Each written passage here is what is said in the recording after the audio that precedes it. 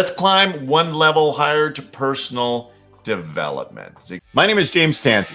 For over 3 decades, I've been training people in professional sales, startup businesses, and mentoring others to build million-dollar enterprises. Ziegler says it's your attitude, not your aptitude, that determines your altitude.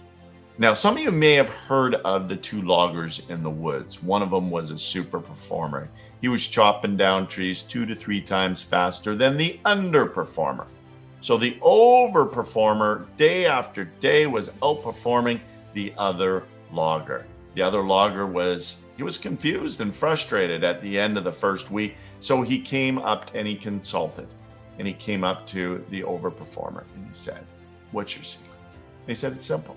Every time I take a break, I take a moment to sharpen my axe." And that's exactly what personal development is. Keeping a sharp axe so that you're more productive with less effort. And it starts with your mindset. Being in our industry, you will face challenge. And we live in a negative world, whether it be the news or the social media. There's always some sort of drama going on that defaults the brain to survival mechanism, and that is usually something that invokes fear or negativity. And so we need to condition success mindset. Now, and maybe you already have a great mindset condition. Up in the morning, bed at night, you're always turning a negative into a positive, because that's ultimately what closing is taking a negative and turning it into a possibility. If you have a sales team, the fastest way to grow your sales team is put them on a path of personal development, starting with success mindset, segueing into technical sales training skills, not just product knowledge, but technical sales training and leadership. Everything will rise and fall on leadership. It's not a title, it's a role. And everyone can step into leadership and grow. Higher your skill set, the higher your paycheck. Please repeat after me. The higher my skill set, the higher my paycheck. Thank you very much for that. People on a path of personal growth often find that they have better relationships with themselves and others. People pursuing growth tend to be happier, healthier, with higher levels of motivation. They're able to adapt and change and manage to challenge more effectively. So make that commitment to constant, never-ending, lifelong growth and development. Let's move up one more level. We're getting close to the peak, and that's priority management. Our good friend T. Harv Eker says, "Where your focus goes, your energy flows." Ladies and gentlemen, as you become more effective and acquire a larger portfolio of clients, as you develop your sales teams, you have a lot of projects going on and you need to have systems of organization. And so you can't manage time, you can only prioritize your time. And one of the most effective things I've found is focusing on the power of 3. What are the 3 most important things that must happen today? And what I suggest is you put at least the number one thing in each area of your life. So if your value system, your hierarchy of values puts faith at the top, or finances at the top, or family at the top, whatever that is at the top, what's the number one non-negotiable that must take place in that area? If it's relationship, what is that number 1? And so the top 3 in each of these areas, not only will it boost your enthusiasm, it's going to create momentum, and you're going to take care of what matters most. Next point, task list. Yes, task lists still work, but we want to prioritize that task list. And once we prioritize it, we make that list every morning. We review the list from yesterday, transfer those that are important to today. We build that list. First thing, we are going to either delegate it, do it, or defer it. It's that simple. Delegate it, do it, or defer it. Another point on priority management I found very effective is time blocking. And with time blocking, we have momentum. If we're constantly being distracted, the mind has to refocus, and we're not nearly as effective. To be effective at time blocking, you need to have intervals, usually 30-minute intervals. The Pomodoro technique is great. You set an alarm for 25 minutes, alarm goes off, 5 minutes, you take a break, you get up, you move around, you breathe, you take a glass of water, maybe you stretch, you oxygenate your body, your brain becomes refocused, and you get back to it and you set your alarm again. Now, to effectively time block, you need to put your priorities into your schedule. Some are reoccurring, some are free time blocks where you can take care of emails or phone calls, whatever those priorities are, and you just continue on that process. Now, to be effective, you also have to be okay with saying no. Say no to everything that does not directly contribute to your goals, your purpose, and your vision. And ultimately, you say yes to the IPAs. Now, if you're not a beer drinker, I'm not talking about your craft beer with high BTUs. I'm talking about your IPA, income producing activities. Say yes to those things that create results, not being busy, being effective. And the final thing on priority management is journal your thoughts. When you journal your thoughts at the end of the day, if you put a highly productive day in, a life worth living is a life worth recording. Write down, what did you enjoy? Celebrate your wins. What did you learn? Guess what?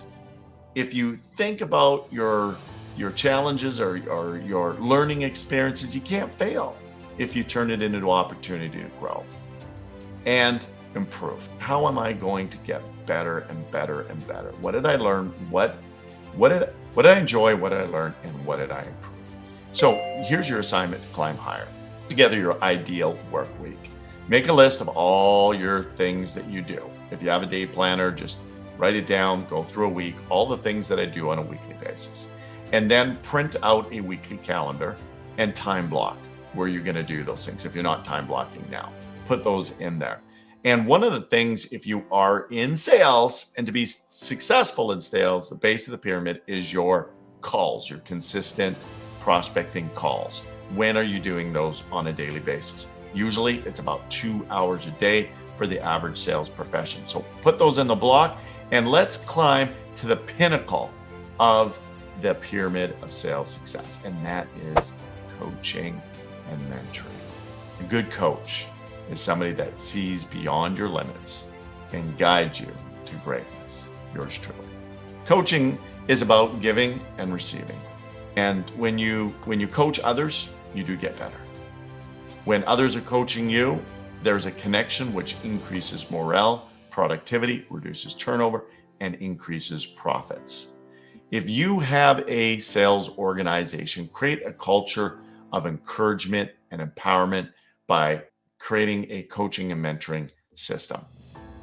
When you onboard a new person, what we encourage is a 70-20-10 training model. And that 70% is OJT, and that's on the job training. It's practicum. It's getting involved. It's doing it. It's hands-on. 20% is through relationship, through collaboration and conversation. And 10% is really formally in the classroom, listening to a lecture, watching a video, taking notes.